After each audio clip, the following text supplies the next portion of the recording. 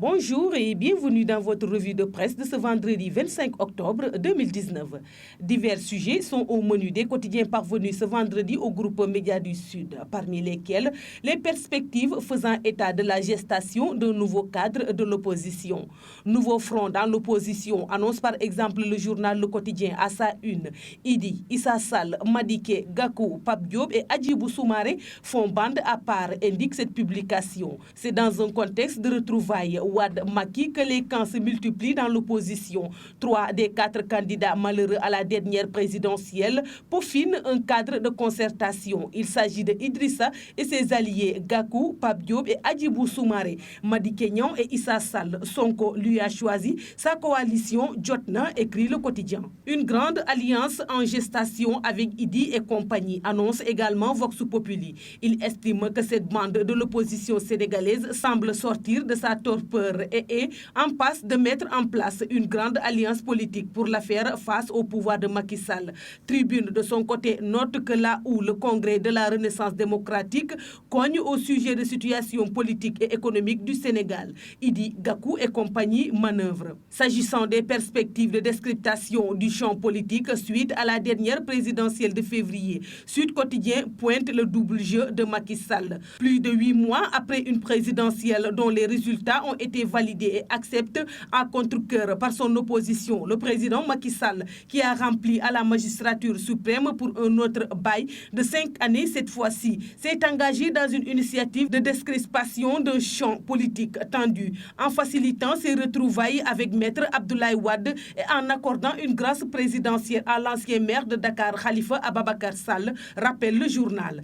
Il ajoute, à contrario, toute une procédure de musellement et endanché contre l'un des plus farouches opposants. En l'occurrence, Ousmane Sonko, arrivé 3e à la dernière présidentielle avec 15,67% des suffrages exprimés. Suffisant pour pousser certains esprits à se demander si Macky Sall n'est pas dans le double jeu face à une opposition qui peine vraisemblablement à se relever des coups subis avant, pendant et après le scrutin du février 2019, conclut le même journal. Enquête également pointe les calculs du président Sall à travers l'idée du couplage des locales et des législatives en 2022, émise au lendemain de la présidentielle par Maître Aïssata Tall Sall, une alliée du camp du pouvoir. Macky Sall, seul maître du jeu, a les coudées franches pour dérouler son agenda, relève le journal avant d'ajouter, alors que le spectre d'un 3e mandat du président Macky Sall prend progressivement forme. Le report des élections législatives, passé sous silence par la classe politique, présage d'un couplage des élections locales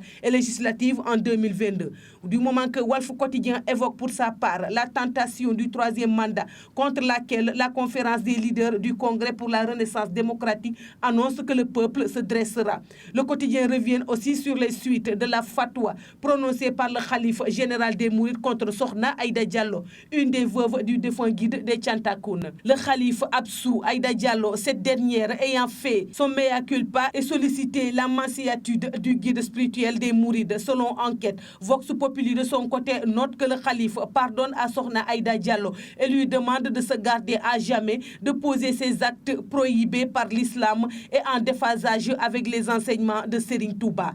En attendant, Sokhna Aïda Diallo se banquérise et qui disputait au fil des aînés de son défunt époux, le khalife des Thiantakoun, dont l'accession à cette stature a été bénie par le khalife des Mourides. Et enfin, Libération affirme même qu'elle prend le chemin de l'exil. Selon le journal, Sokhna Aïda Diallo a décidé de quitter le Sénégal à la fin de la semaine pour une destination inconnue. Manière, selon le journal, se fait oublier. C'est tout pour la revue de presse parvenue à la rédaction du groupe Médias du Sud. Merci et bonne lecture à tous.